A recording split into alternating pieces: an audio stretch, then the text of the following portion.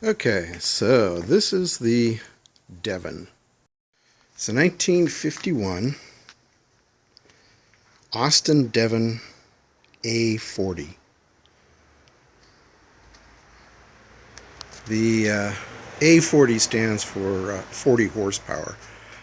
Originally, this car came with a Austin four-cylinder motor that produced 40 horsepower. As you can see, the body's in pretty good shape. There's no rust that I can tell, that I can see, other than some surface rust. There's no real Bondo anywhere that I can see. The paint is not original. I don't think Austin would have spent the money to two-tone a Devon like this. The Devon was produced post-war in England as middle-of-the-road family car. This one is, the Devons are all four-door as far as I know. Two bucket seats in the front and a bench seat in the back. Nice trunk, actually, which is full of spare parts, at least some spare parts. Opens out like that. Please excuse the mess in my garage.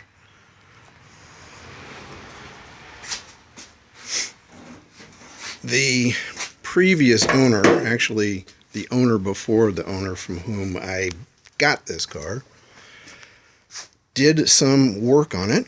I think he was the one who did the two-tone paint job.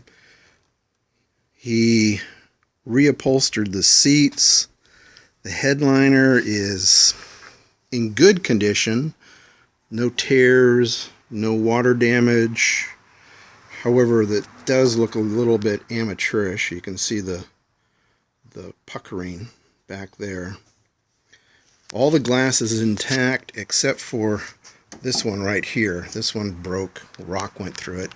But they're all flat panel. They're all flat glass, so it should be easy to replace. The front seats are the same, reupholstered. I don't know whether these were, I don't think these are just slip covers. The steering wheel is not stock. I'll explain why later. The wiring is a mess. It's a combination of the old English crap and some new Mickey Mouse job. The knobs in the center are missing. All these knobs that go in here are missing. I'll have to replace those. They are the same white plastic that this is made of. I do have the original steering wheel, but I don't know if I can use it. The carpet is new, but I don't think it's automotive carpet. I think it's a remnant or something. It's not great. It looks good from a distance, but it's certainly not high quality. Everything is straight, fits good, doors close solid. These things, I forget what they called, actuators or whatever, I don't think they are hooked up. They seem to be complete. The actual motor, actuator motor, is in there. I plan to take it apart and clean it, but do very little to get it in working condition. I don't think I want these things popping up on the freeway. They would just blow off. But these things are surprisingly expensive, and I'm going to take care of those. The car is a remod. It's a restoration slash modification, and the telltale sign are these wheels. They are obviously not stock. And the previous owner modified the drivetrain, and I'll show that in a second when I lift the hood up. Okay, we're back. The hood obviously is up. That's not the original hood support, but it does have the original one. It just doesn't hold the hood up very high. These cars were very popular in the 70s and maybe even the 60s with hot rodders because of their looks, because of the small wheelbase, and I don't know, because they were cheap. People hot rodded these things. Usually or often they would put huge V8s in them and use them as dragsters. Often a frame-off project. In this case, the previous owner modified this drivetrain by ripping out the Austin 4-banger and putting in an Opel 4-banger. This is an Opel 1900cc. I don't think it is one of the GT models. I think it is one of the 70s low compression models. Puts out about 90 horsepower stock, which is a vast improvement over the 40 horsepower Austin motor, but obviously not a V8. It has the Weber 2-barrel, I think they're called 32/36 downdraft carburetor, which was a common upgrade for the Opel. I'm not sure what that airflow is on that. I imagine that's what the 32/36 is all about, but I don't know yet.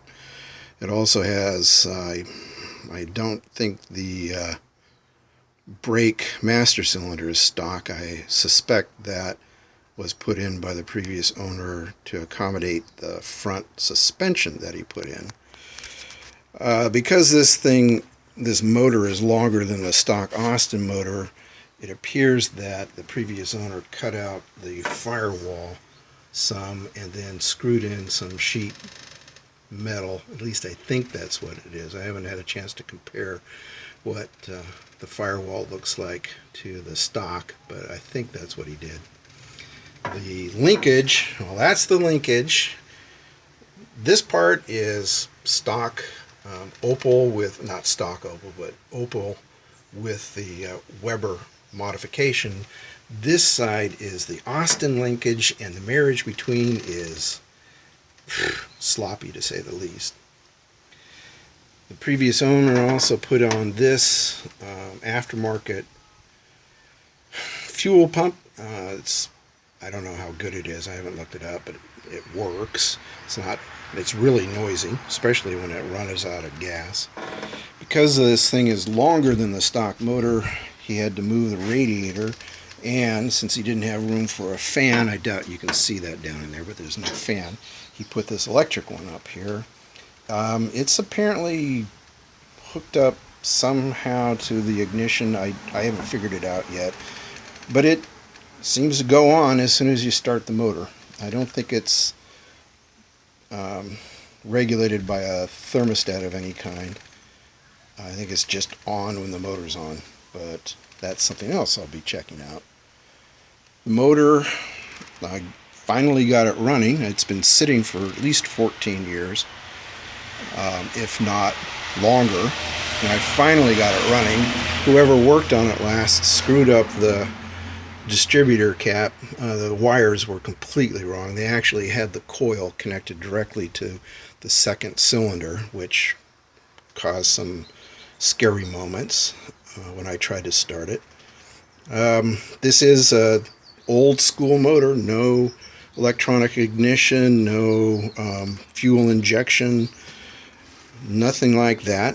Distributor ignition. It even has a generator down there. I don't think you can see it, but that's down there is a generator as opposed to an alternator.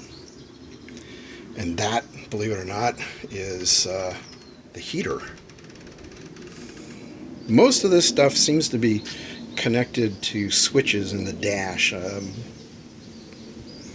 least some of it is. The fuel pump has a switch under the dash. I thought the fan did, but apparently the fan isn't connected to a switch under there. This isn't all. I mean, it has the Opel motor, which is a good motor. It's a cam and head motor. I knew nothing about Opel motors 2 weeks ago, and I'm learning quite a bit now. It has an Opel 4-speed transmission, which I'm assuming at this point is a fully synchronized transmission. I don't know. The front end is an Opel transverse leaf spring front end, and I'll show that next. Okay, we're back again. This is the front end. As you may be able to see, there's the grille. This front suspension is off an Opel. The Opel, the benefit of that is it provides the car with a rack and pinion and front disc brakes, which obviously the Devon did not have stock. The previous owner welded this up. The weld seems to be good. I don't see any rust or cracks or anything else. It's not real pretty, but I think he did a safe job. I haven't measured anything. I'm kind of assuming at this point that it's straight. However, like I said, I haven't measured anything. I'll have to see once I get this thing driving. The motor leaks oil. I'm not sure where yet. I'll find that out eventually.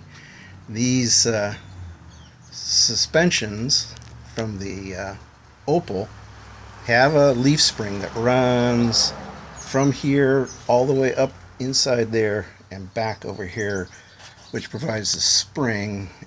They came in 2-leaf and 3-leaf varieties, and this is a 2-leaf type. All the rubber is rotten, but all the bearings and bushings and everything seem to be tight, so hopefully I can just replace the rubber and be done with it.